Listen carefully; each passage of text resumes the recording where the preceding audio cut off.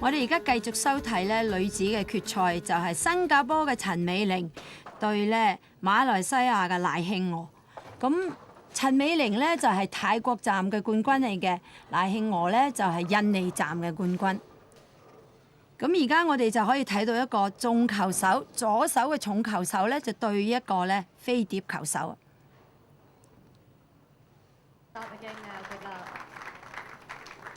咁而家我哋睇睇咧呢個2005度嘅亞洲保齡球巡迴賽嘅總決賽咧，係會邊一位女球手贏到呢？咁嗰個冠軍呢，就係攞到咧1萬蚊嘅美金嘅喎。咁就嚟過年啦，咁啊睇下邊個咧喺過年前呢攞到呢個獎金1萬蚊先。咁剛才呢，賴慶娥呢就喺第一格呢，就打咗一個小分屏呢，佢係保中唔到嘅。咁但係呢，陳美玲呢，就喺第一格呢，就打咗個保中。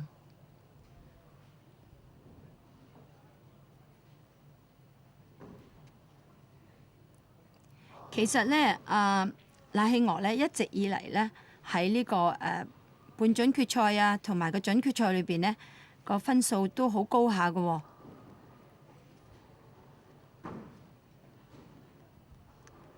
佢喺半準決賽呢，就以一局2-2-0呢淘汰咗呢馬來西亞嘅隊友蔡寶律。咁啊喺準決賽呢，佢又有一局220分呢，又淘汰咗呢自己嘅隊友蔡德珠。咁其實嚟講呢，佢喺呢隊球隊裏邊應該係好熟悉㗎啦。咁好啦，咁佢呢剛才呢，就喺第二格裏邊呢，就打返一個傳中先，因為你一斷咗呢，你真係要靠打傳中嚟補返你呢個斷咗嘅一格㗎啦。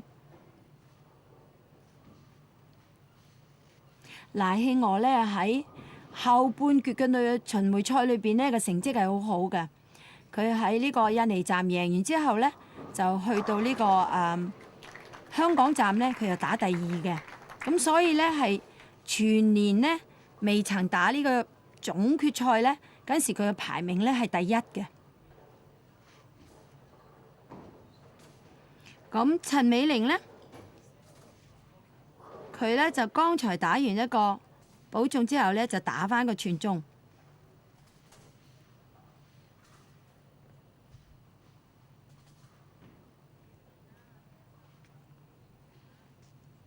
嗱，而家我哋見到鏡頭出現嘅呢，就係亞洲區嘅會長，坐喺佢隔離呢，就係印尼保齡球總會嘅會長啦。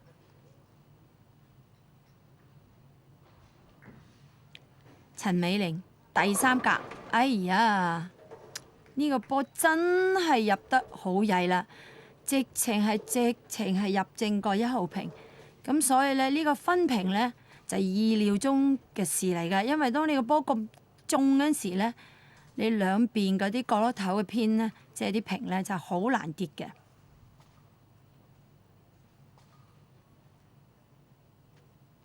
咁呢個保中亦係好難嘅，咁多數球手呢，都係試下攞2個嘅啫。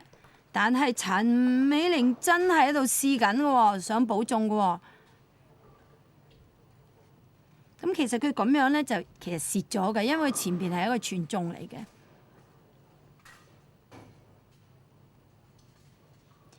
可惜佢就係打飛碟球喎。如果佢打一個重球手係打彎球嘅呢，佢真係呢個位呢，就係好靚嘅，一定會打到嗰支7號屏嘅。咁而家賴慶娥打第3格，咁而家大家都斷咗一格喎。如果佢喺呢一格度打到傳中呢，咁佢就補返佢自己第一格斷咗嘅喎，可唔可以呢？有冇？哎呀，個位爭少少入得薄咗，咁啊剩返支3、5、6、9屏。咁呢個咧，因為又有個重疊屏咧，唔係咁容易保中㗎。你入嗰個位咧係要好準嘅。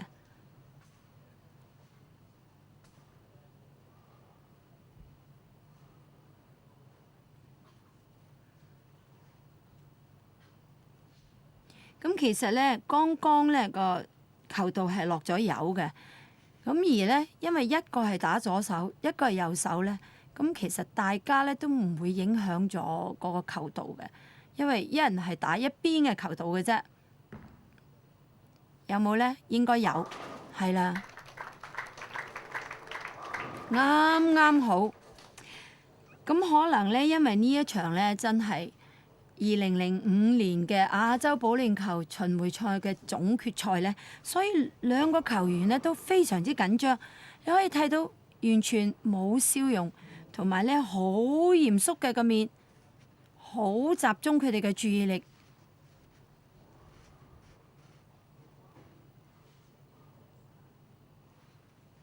咁呢一個總決賽賽事咧，就係2006年呢開始呢個亞洲分數嘅第一個賽事嚟嘅。咁所以咧，不單止話有獎金，同時咧全年度第一個有亞洲分數嘅賽事咧，對嗰啲球員嚟講係非常之重要嘅。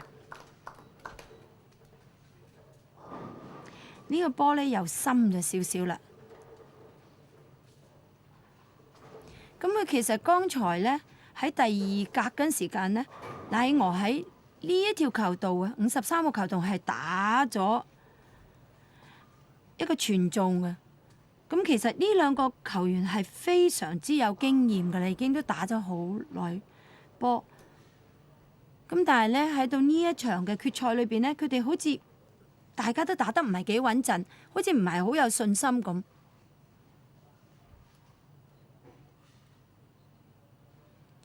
咁如果你話邊一個球員可以咧定翻落嚟，比較上打出去輕鬆啲、有信心啲咧，嗰個球員就會贏呢一場賽事㗎啦。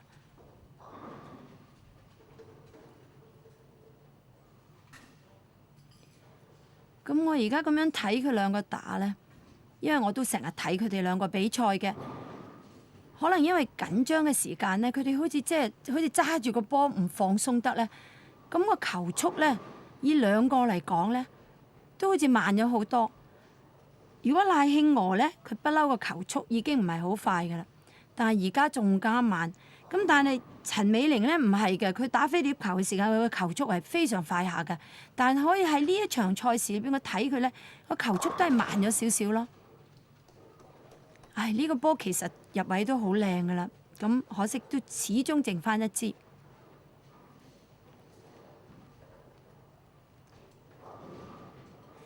呢一場嘅賽事咧，真係好似打咗好耐都未打完咁嘅，每一個球員都喺度好耐先至準備上去個跑道，開始行嗰幾步，大家都好似好小心，好小心。實在我有少少感覺真係太小心啦。當你太小心嗰陣時，你樣嘢都肌肉都緊嘅時間咧，你唔得放鬆，呢個波真係唔生嘅。咁你就只係喺度保重、保重、保重。咁而對呢兩個球員嚟講，而家咁樣睇法，佢哋好似即係執一個保重都好似好艱難咁樣嘅樣，真係非常緊張。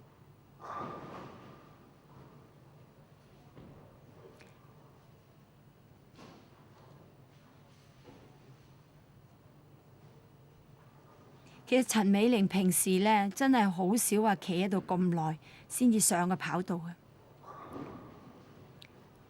有啲教練呢，就不嬲都教佢哋嘅球員呢，就係話你企喺度準備發球嗰時咧，就唔應該企得太耐嘅，因為你一企得太耐咧，你嗰啲肌肉就會收緊㗎啦。咁陳美玲咧就終歸打咗一隻全中啦。咁個表情咧，就好似話：唉，我終歸打到一隻全中啦。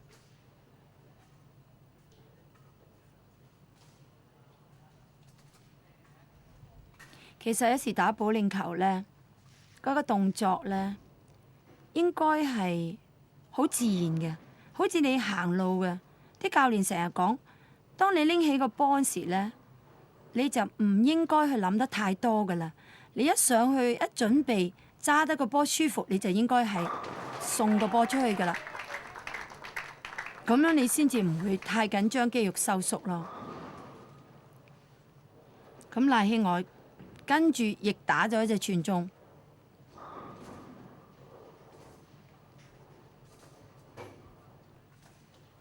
咁似乎兩個咧都放鬆咗少少啊。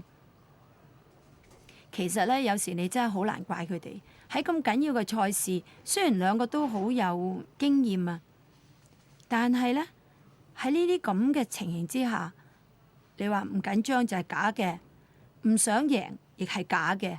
咁呢啲就係壓力嚟㗎啦。咁你今次呢個決賽咧，你可以睇到咧，兩個球員都好靜嘅。即係身體嘅語言啊、表情啊，冚唪唥都唔係好激動嘅。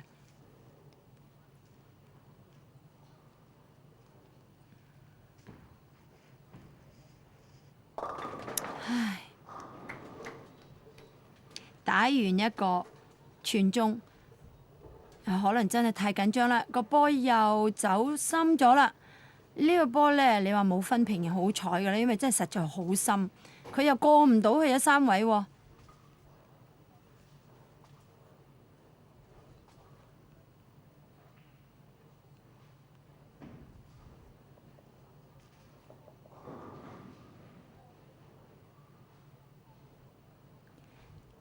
可唔可以攞到保中呢？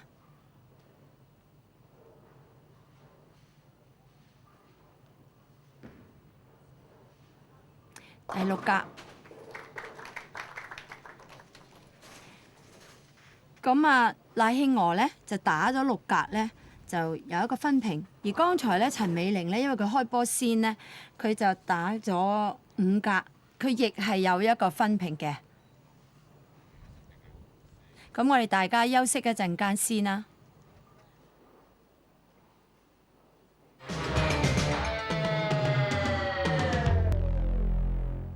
好啦，咁我哋而家繼續咧就睇翻呢陳美玲對阿賴慶娥嘅決賽啦。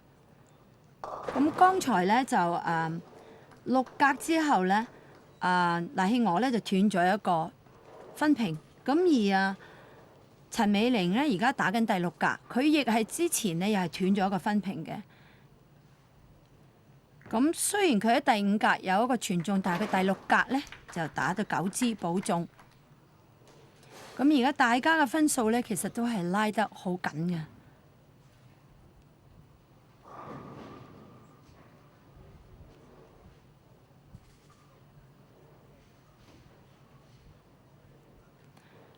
其實咧，我相信佢哋兩個球員真係非常之緊張，好似好艱難先打到個傳中，而想將呢個傳中黐咧都黐唔到嘅，即係跟住咧又係保中嘅啫。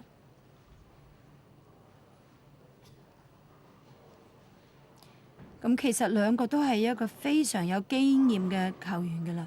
咁佢哋好多時都有呢個咁嘅比賽情形出現嘅。咁但係喺呢次呢，真係大家都緊張到好緊要，打到個傳中呢，就好似差唔多，即係話多謝啦，我終歸有個傳中啦咁。而佢哋呢，你可以見到呢，同佢哋前幾場係唔同嘅。前幾場佢落咗個波，佢好有信心去傳中嘅。但係而家咧，每一次佢都要企喺度等個波埋咗個位，有傳中，跟住咧就嗰個心情咧先至好似有啦咁。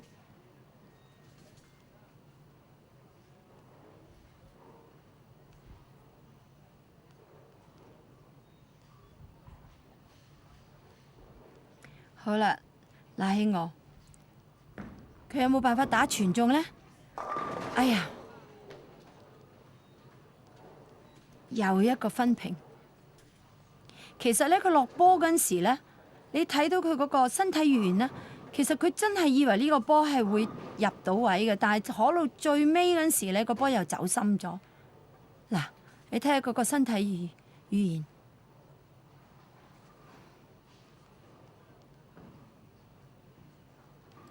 咁而家咧，其實兩個球員咧打咗咁多格啦，佢都係始終咧，大家都冇信心嘅，即係每一球咧好小心，但係咧又冇信心有傳中嘅。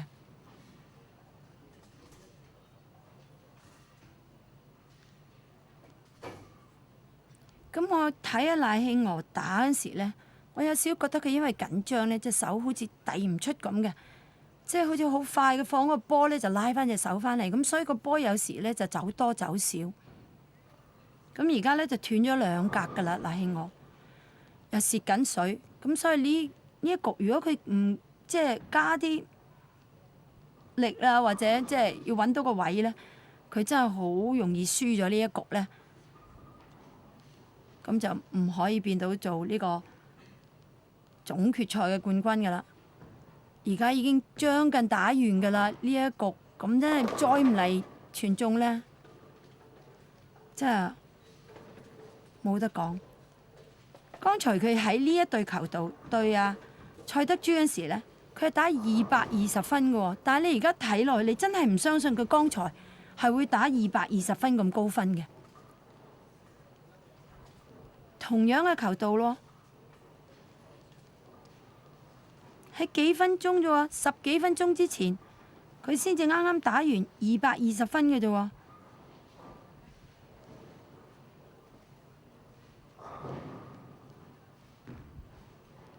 佢一定要保中㗎。咁喺呢一局裏邊呢，去到第8格啦，大家都未曾有打多過一個傳中嘅，喺一個之後呢，又保中。咁其實咧，打到呢一局嘅尾聲咧，如果邊個可以開始打傳中，而一路黐落去咧，就邊個可以贏㗎啦？呢一局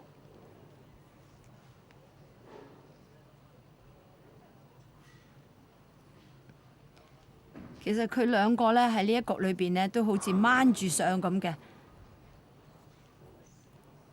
因為咧好多時咧喺啲決賽裏邊咧，好多時如果一個咧係打唔到保中咧，對方就會乘機咧，就會即刻打好多傳中嘅。但係咧喺呢一局裏邊咧，即係大家都好似大家都你讓我，我讓你咁，真係好奇怪，真係悟空真係緊張到咁緊要。同埋佢哋嘅落點真係好唔準啊！一時呢度，一時嗰度。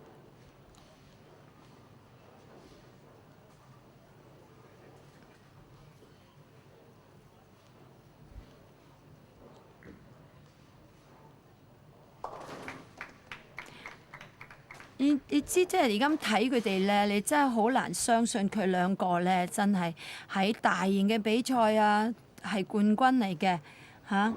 喺嗰啲大型嘅國際嘅運動會裏邊，亦係攞到金牌嘅。你而家睇佢兩個咧，真係同好似普通一個保齡球手喺場館裏邊打比賽差唔多。我知道你話佢哋緊張得幾緊要咧？我相信坐喺佢後邊嗰啲教練都係冇乜辦法幫到佢。我最記得以前呢，有一個笑話，就話有一個總會嘅會長就話：教練，你睇我球員打得咁曳，你幫下佢啦。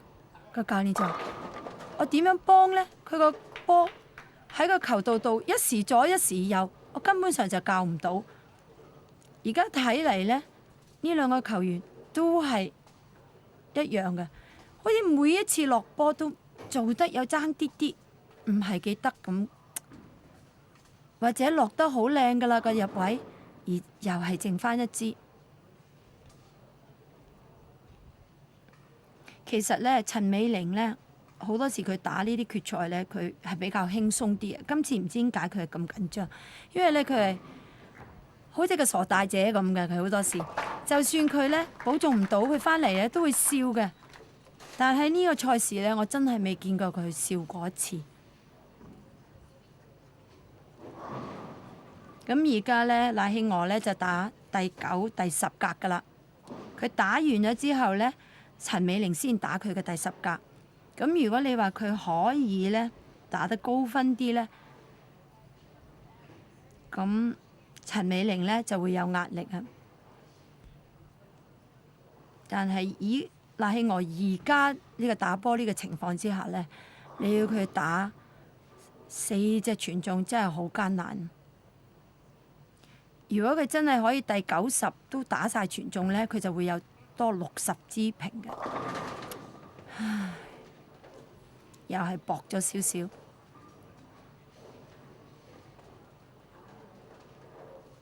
睇住個波走，爭少少。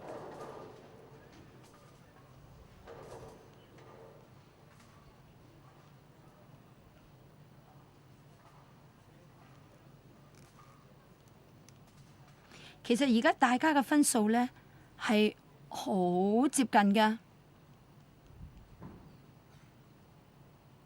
咁所以呢，賴希俄呢一球呢，真係一定要保中㗎，一定要保中㗎。保中之後再打第10格呢，就希望自己打3隻傳中。哎！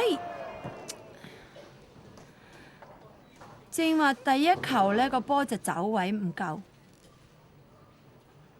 咁跟住呢一個波呢，去到臨尾嗰時呢，又走多咗少少，搏咗，咁啊剩翻1支平。咁而家第9格呢，賴希俄嘅分數呢就140分。咁而家仲有第10格，如果第10格佢係可以打到3隻傳中呢，佢就會有170分。咁陳美玲呢，就一定要打高分過170。咁而家我哋就真係非常緊張啊！當時呢，我在場㗎，我自己都覺得好緊張。如果佢呢一球打傳中，咁喺同一條球度打3個傳中呢，係唔會太艱難嘅。咁呢，佢就可以打到170分，得唔得呢？呢個波入得好靚，唉，始終都係入得唔夠。去到臨尾嗰時爭啲咁多多，咁又是一個小分平。咁我諗呢個1萬蚊嘅美金嘅獎金呢，都似乎係好難，已經好難攞㗎啦。作為一個呢出色嘅球手呢，其實真係喺呢啲情形之下呢，係最猛嘅、最激心。點解呢？就係話，如果我自己打得好，而對方打得更好呢，我輸波呢就應份嘅。咁但係而家我哋自己打得咁曳，149咁低分嘅，根本上打唔到自己嘅水準。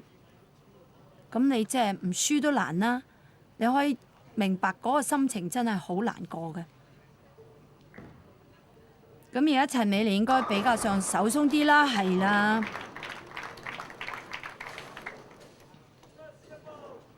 你真係冇辦法諗到啊！其實賴希俄呢，喺呢個半準決賽同埋個準決賽呢，都係打出220分嘅一局嘅。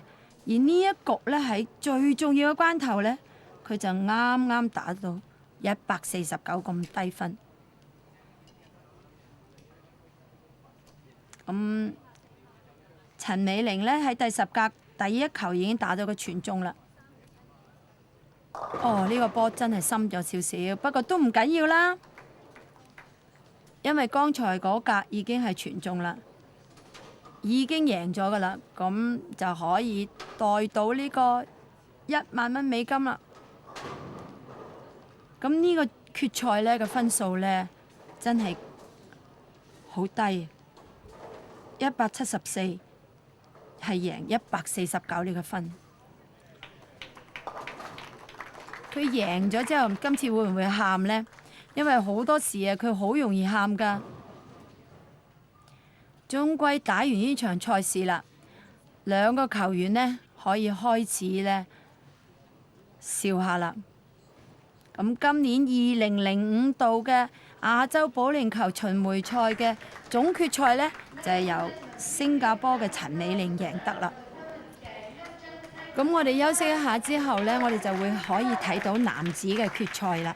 咁男子嘅決賽呢，就係由泰國嘅馬勒方呢，就對馬來西亞嘅林圖壯。大家唔好走開啊！我哋好快就可以睇到呢個男子嘅決賽㗎啦。